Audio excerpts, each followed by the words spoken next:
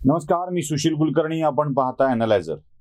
अण्णाभाऊ साठेंनी लिहिलेली एक कथा स्मशानातील सोनं आपण वाचली असेल, कधी कुठे त्याचं कुणी ऑडिओ रूपांतर केलं असेल तर ऐकली असेल. त्यातला भीमा हे पात्र आहे आणि जगण्याचा संघर्ष करणाऱ्या भीमाला आपल्या जगण्यासाठीचा मार्ग सापडतो लोकांचं मरण.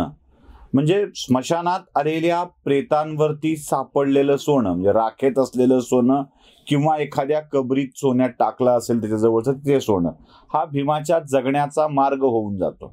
आणि अण्णाभाऊ फार सुंदर वाक्य लिहितात, त्याचं जगणं मढ्याशी एकरूप झालेलं होतं. एखाद्याला स्मशानातील सोनं सुद्धा जगण्याचा आधार म्हणून सापडू लागतं, पण कधी कधी माणसाचं मरण सुद्धा इतकं त्रासदायक ठरून जातं, इतकं ते असह्य होऊन जातं की मरणानंतर सुद्धा यातना आणि त्रास संपत नाही. मित्र, मी तुम्हाला एक वेगळीच कहाणी सांगायला आलो. ही कहाणी सांगण्यामागं त्याविषयी सहानुभूती निर्माण व्हावी, मग मायबाप सरकारने 4 रुपये द्यावेत असला कोणताही हेतू नाही. कारण झालंय कसं की आमच्या आयुष्यामध्ये पैसे मागणं, मदत मागणं आता रोजचं होऊन गेलंय. नुकसान आणि नुकसानीनंतरच्या मदतीची याचना हे रोजचं मढं झालंय. रोजच्या मढ्याला कोण रड अशी म्हण आपल्याकडे आहे. त्यामुळे याविषयी रडून आता उपयोग नाहीये. यासाठी सांगतोय की फक्त ज्या पद्धतीनं शेतामध्ये काम चालतं आणि ज्या पद्धतीनं एखादं संकट त्याला उद्ध्वस्त करून जातं, त्या संकटाची जाणीव, त्या उद्ध्वस्ततेची अनुभूती इतरांना येणं शक्य नसतं. मेल्याशिवाय स्वर्ग दिसत नाही म्हणतात. शेतकरी रडतो, शेतकऱ्याला कर्जमाफी कशासाठी, शेतकऱ्याला हे कशासाठी होत नाही, शेती तर सोडून द्या ना, असे करणारे अनेक जण आहेत. कधी शंखी गोगलगाईचा प्रादुर्भाव होतो, पिकं खातात गोगलगाई. कधी अजून कशाचा प्रादुर्भाव होतो, कधी लाल्या रोग येतो, कधी कोणती कीड येते, कधी कोणती मर येते, कधी पाऊस येतो तर कधी पाऊस येतच नाही. हो, काळ्या आईच्या कुशीत आयुष्याचं कमावलेले पैसे टाकून देऊन वाट बघायची ते कधी उगवतील याची. उगवले तर आपले, नाही उगवले तर काहीच खरं नाही. जे हातात आलंय ते सुद्धा निघून जातं आणि त्याची भीषण अवस्था होते. मी मरणावर होतो, तुम्हाला मी एक फोटो आणि बातमी दाखवतोय मरणाची. औरंगाबाद जिल्ह्यातल्या, त्याला संभाजीनगर आता म्हणूया आपण, कारण काय म्हणायचं यावरून सुद्धा खल होतो आपल्याकडे. पण कसं मरायचं यावर कोणी चर्चा नाही करत. तर संभाजीनगर जिल्ह्यातल्या, औरंगाबाद न म्हणता संभाजीनगर झाल्यानंतरच्या जिल्ह्यातल्या कन्नड तालुक्यातलं, तालुका कन्नड आहे म्हणून उपेक्षित ठेवायचा का हे पण बघा. कारण महाराष्ट्र कर्नाटक सीमावाद चालू आहे, त्यामुळे मराठी कन्नड हा वाद सुद्धा चालू आहे. पण संभाजीनगर जिल्ह्यात कन्नड नावाचा एक मराठी तालुका आहे. त्या तालुक्यातलं ठिकाण मी तुम्हाला दाखवतोय. स्मशानात नदीचं पाणी शिरलंय. अंत्ययात्रेला जाण्याच्या आधी नदी कोरडी होती, ढगफुटी झाली, नदीला पूर आला आणि नदीचं पाणी स्मशानात शिरलं. त्या स्मशानात पेटत असलेलं प्रेत पाण्यात गेलं आणि लोकाला प्रेत जाळण्यासाठी लाकडं नव्हे टायर जाळावे लागले. ही कन्नडच्या स्मशानभूमीची अवस्था. तालुक्यातलं एक गाव आहे. मंडळी, या पावसानं मरण सुद्धा दुर्धर करून टाकलंय. ही इथल्या शेतकऱ्यांची अवस्था आहे. बर, कसा अवकाळी का येतोय, कशासाठी येतोय तेही कळत नाहीये. अनेक हवामान तज्ञ याचे अनेक अर्थ काढून सांगतील, पण हा येतोय तो आमच्या आयुष्याची माती करायला. आता माती सुद्धा नाही, त्या मातीचा चिखल करायला. कारण माती अगोदरच करून झाली आहे, आता उरलाय तो फक्त आणि फक्त चिखल. शहरी भागातले रस्ते, एक फोटो तुम्हाला मी दाखवतोय.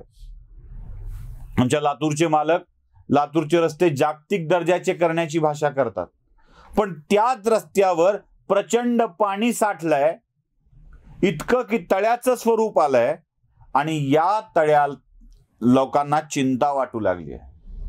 लातूरच्या रस्त्यावरचं तळ मुंबईची झालेली तुंबई किंवा पुण्यात आलेलं पाणी जगातल्या सगळ्या लोकांना दिसलं, पण आता जो मी तुम्हाला फोटो दाखवतोय एका कांदा चाळीचा, तो बघा.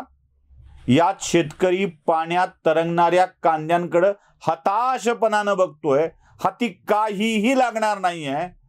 दिवाळीच्या आधी हे कांदे विकून बाजारातून 4 पैसे येतील आणि त्यात लेकरांना कपडे घेऊ, गोडधोड करू अशी अपेक्षा असलेल्या शेतकऱ्याच्या वाट्याला कांद्याचा हा चिखल नशिबात आलाय. त्याच्या वाट्याला हे दुःख आलंय. यापेक्षा दुर्दैवाची गोष्ट कोणती असेल? अहो, सोयाबीन पाण्यात इतकं बुडालंय आणि सोयाबीन तर काढण्याची वेळ आली होती. म्हणजे हातात आलेलं सोयाबीन पावसात वाहून गेलं, हातात आलेला कापूस पावसात सडून गेला, अशी शेतकऱ्यांची अवस्था होत चालली आहे. प्रत्येक ठिकाणी ही वाईट अवस्था आहे. आता तुम्ही म्हणाल की हे व्हिडिओ करून कशाला सहानुभूती दाखवण्याचा प्रयत्न करताय? कशासाठी? का सरकारी अनुदान मिळावं म्हणून? मायबाप सरकारनं अनुदान द्यावं की न द्यावं हा सरकारचा विषय. कारण आम्ही तरी अनुदानावर किती दिवस जगणार ना? किती दिवस जगणार? अहो, जिथे मरताही नीट येत नाही, जिथे जगताही नीट येत नाही, ही अवस्था, या अवस्थेला जबाबदार निसर्ग आहे याची जाणीव पण आम्हाला आहे. पण बदललेल्या या परिस्थितीमध्ये जो काही मार सहन करावा लागतोय ना, तो शेतकऱ्याला सहन करावा लागतोय. मान्य आहे, शहरातलं जनजीवन विस्कळीत होतं आहे. मान्य आहे, गाड्या अडतायत, जात नाही आहेत, लोकांना इकडून तिकडे जाता येत नाहीये, ऑफिसला दांडी मारावी लागते, गरिबांच्या घरात पाणी घुसतंय, त्यांच्या चुली विझतायत. पण इथे चुलीपर्यंत नेण्यासाठी जी साधनं असतात ना अन्न शिजवण्याची, ते अन्नच मातीमोल होऊन चाललंय. पाऊस आमचं जीवन भिजवतोय, पाऊस आमचं मरण भिजवतोय, पाऊस आमची वाट लावतोय, वाट, आयुष्याची वाट लावतोय. बर, 2 दिवसावर दिवाळी आहे. सुगीचा हंगाम संपल्यानंतर दिवाळी येते. पण सुगीच्या काळातच या पडणाऱ्या पावसानं शेतकऱ्यांची अवस्था वाईट केली आहे. आज केवळ सकाळी उठून अंघोळ करण्यापलीकडं चला चला दिवाळी आली, मोती स्नानाची वेळ झाली, ही जाहिरात बघूनच मोती स्नानाचा आनंद समजावा लागेल. कारण मोती साबण घ्यावे इतके पैसे सुद्धा या शेतकऱ्यांच्याकडे नसतील. नवीन कपडे घ्यावे इतके पैसे सुद्धा या शेतकऱ्यांच्याकडे नसतील. 100 रुपयात मिळणारं पाम तेलचं 1 लिटरचं पाऊच घ्यायला सुद्धा 100 रुपये कित्येक कुटुंबात नसतील. ही या शेतकऱ्यांची अवस्था आहे. या शेतकऱ्यांच्या घरात समृद्धीचा दिवा लागावा असं अपेक्षित तर नाहीच आहे, पण किमान दिवाळीची एक पणती तरी त्याच्या घरात पेटेल का, हाच प्रश्न आहे. हे सगळं चित्र तुमच्या समोर यासाठी उभा केलं की शहरातला पाऊस सगळ्यांनाच दिसतो, पण ग्रामीण भागात अक्षरशः आयुष्याशी खेळलेला हा जुगार कोणालाच दिसत नाही. हीच या शेतकऱ्याची खरी खंत आहे आणि ते दुःख आपल्या समोर मांडण्यासाठी आज आलो होतो. नमस्कार.